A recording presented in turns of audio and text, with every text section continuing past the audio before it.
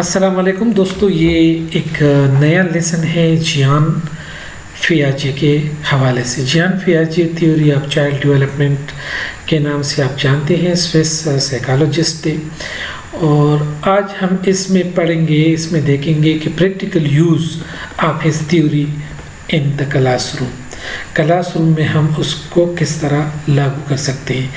فرض کرے اگر ہم اس کو کلاس روم میں استعمال نہیں کر سکتے تو پھر پڑھنے کا، پھر دیکھنے کا فائدہ کیا ہے؟ تو اس ویڈیو کو مختصر رکھنے کے لیے میں اہم باتوں پر فوکس کروں گا اور آگے جاؤں گا۔ انٹروڈکشن۔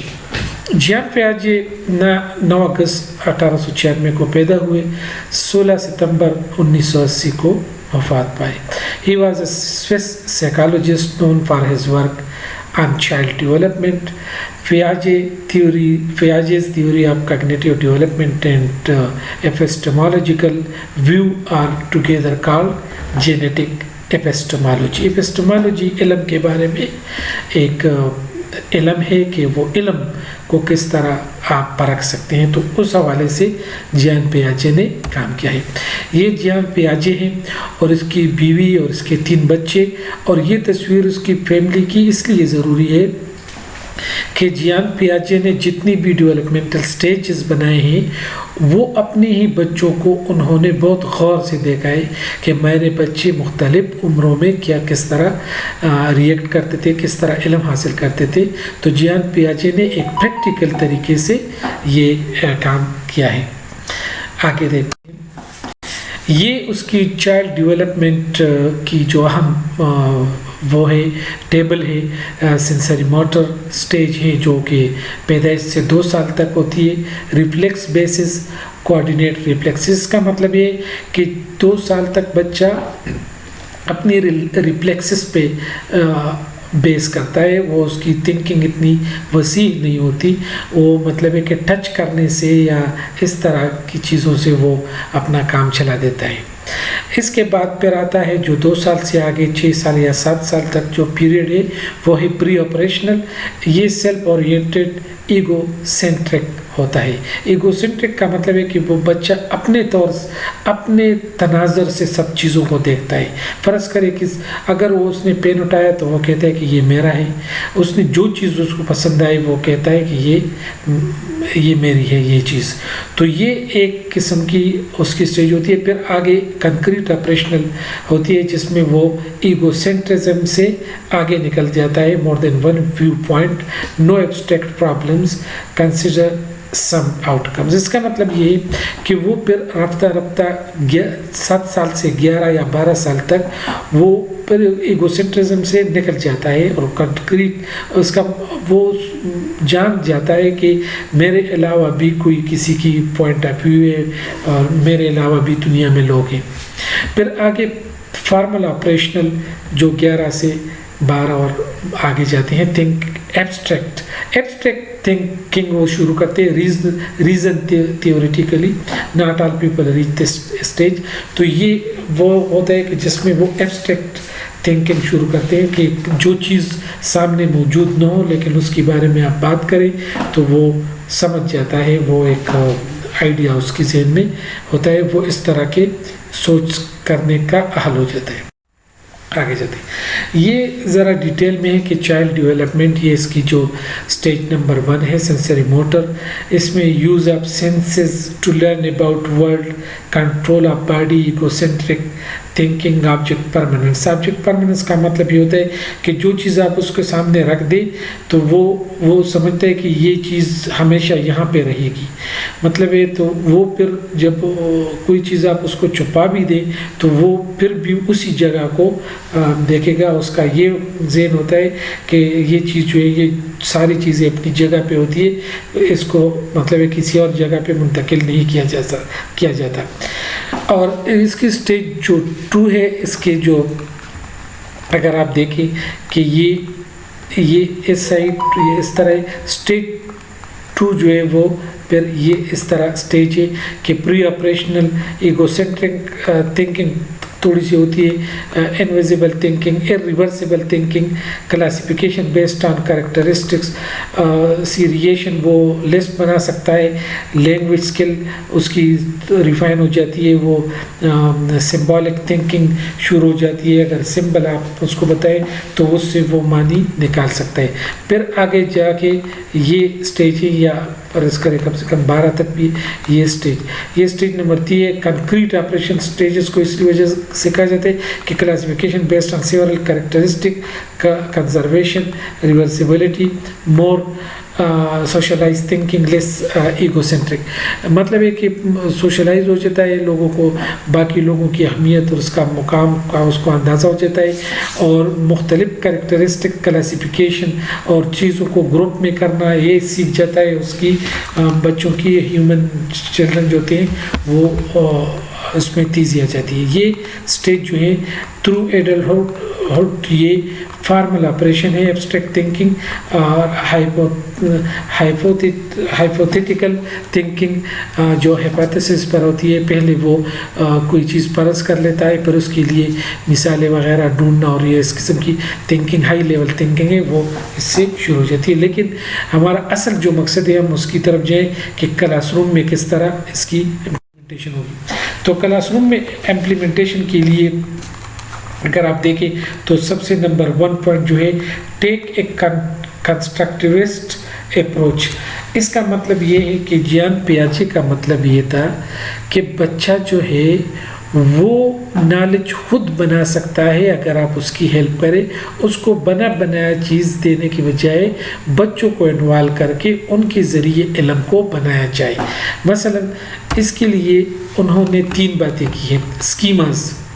स्कीमर्स का मतलब है कि बच्चे की जहन में पहले से फ्रेम्स होते हैं और उन्हीं फ्रेम को बुनियाद बनाकर आप उसमें मज़ीद कुछ चीज़ें इजाफा कर सकते हैं, जिसको एकोमोडेशन या एसिमिलेशन कहा जाता है। यानी पहले से यानी नए मालूमात फराहम करना, या पहले से फ्रेमवर्क में कुछ मालूमात या इनको एकोमोडेट करना कि ये फ्रेम में कुछ मालूमात गलत हैं और अब नए मालूमात इस तरह हैं तो इस तरह।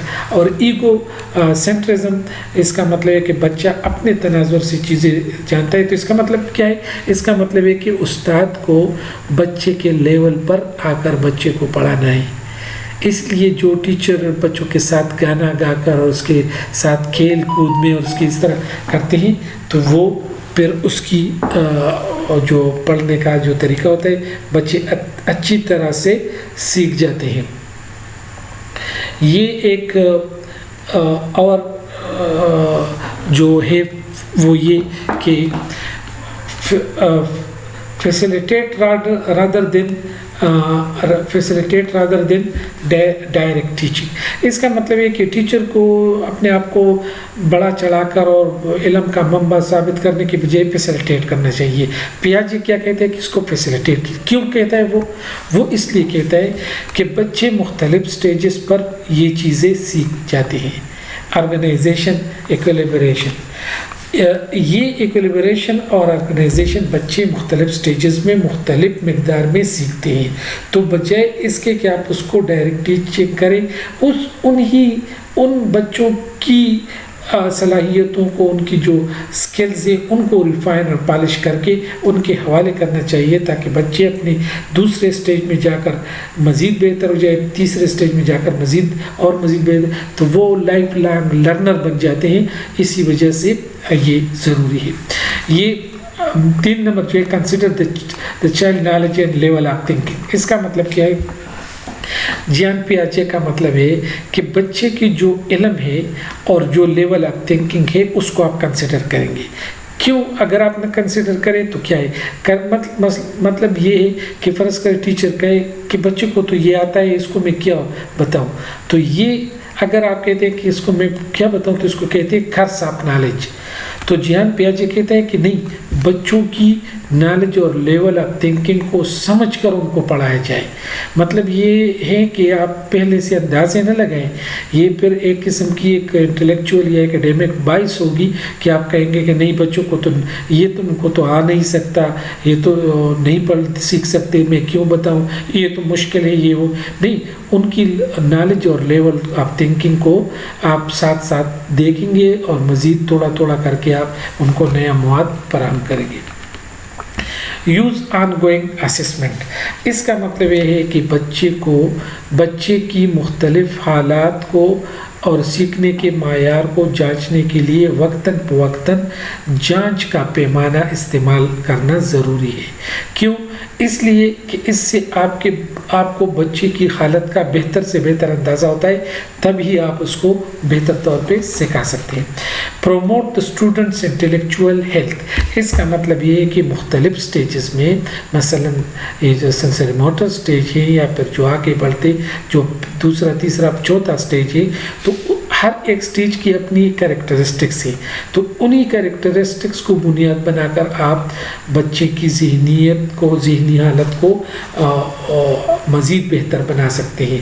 مثلا جو چھوٹے بچے ہیں اس کی جو امیجنیشن بہت زیادہ اسٹرانگ ہوتی ہے, وہ مطلب یہ آپ کہانی بتائے وہ کہانی کے لیے اپنے ذہن میں مووی فلم خود بناتے ہیں. اس طرح جو بڑے لڑکے ہوتے ہیں, بچے ہوتے ہیں, لڑکے ہوتے ہیں, وہ ان کی جو ایبسٹریکٹ تھنکنگ ہے وہ مضبوط ہوتی ہے. تو آپ اس کو سٹوری بتا سکتے ہیں, آپ اس کو ایبسٹریکٹ تھنگس کے بارے میں بتائیں, آئیڈیاز آپ ڈسکس کر سکتے ہیں. لیکن جب آپ چھوٹے پیمانے پہ ہوں گے تو آپ آئیڈیاز ان کے ساتھ ڈسکس نہ کریں, بلکہ کنکریٹ ایگزامپلس دیں, کنکریٹ طور پہ بات کریں. ٹھیک ہے. Turn the classroom into a setting of explanation and Discovery.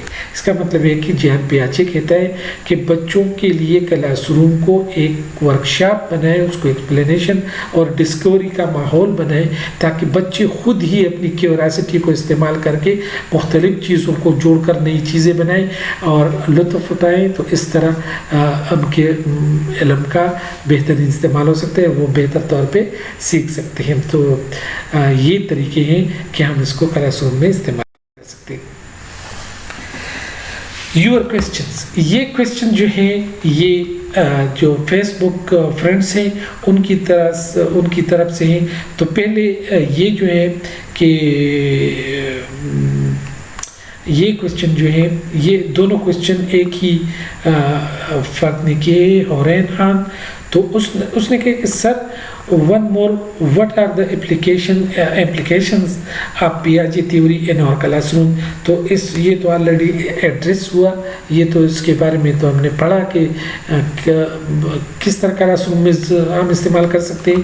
لیکن یہ کویسچن جو ہے why Piaget theory of child development is so famous than others, اس کا مطلب یہ ہے کہ کیوں ضروری ہے, مطلب ہے کہ کس طرح امپورٹنٹ ہے جو دوسری.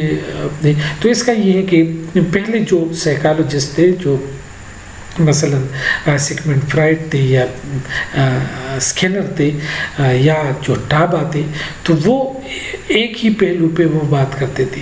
مثلا ٹابا جو ہے نا وہ کہتے ہیں کہ بچوں کی ذہن خالی ہے اور آپ اس میں بنیں گے, یہ it is just like a plain slates, اور پھر آپ اس پہ کچھ لکھیں گے تو تب مطلب ہے کہ بچے سے آپ بہتر بھی بنا سکتے ہیں, برا بھی بنا سکتے ہیں. لیکن جیان پیاجے کہتے ہیں نہیں, اسکیماز ہیں, وہ ان کے پاس بچے کی آلریڈی فریمز ہیں, وہ خالی دماغ کے ساتھ نہیں آتے, وہ دنیا میں بھی خالی دماغ کے ساتھ نہیں آتے بلکہ ان کچھ فریمز لے کر آتے ہیں.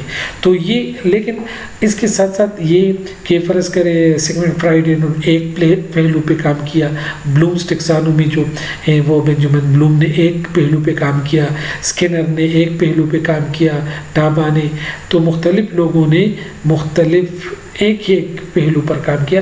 لیکن یہ جو جیان پیاجے ہیں انہوں نے ایک کمپریہنسو سائنٹیفک ماڈل فراہم کیا, اور اس کو اگر آپ دیکھیں تو معمولی اونچ نیچ کو اگر آپ نکال دیں تو it is a perfect model.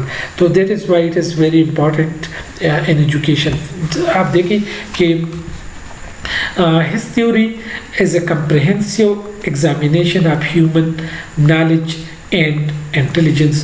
اور اگر آپ اس کو غور سے دیکھیں تو آپ کو مزہ بھی آئے گا کہ ایک ایک سٹیج میں آپ اپنے بچوں کو دیکھتے ہیں تو تب بھی ہمیں اندازہ ہوتا ہے کہ جان پہ آجے درست بات کہہ رہا ہے.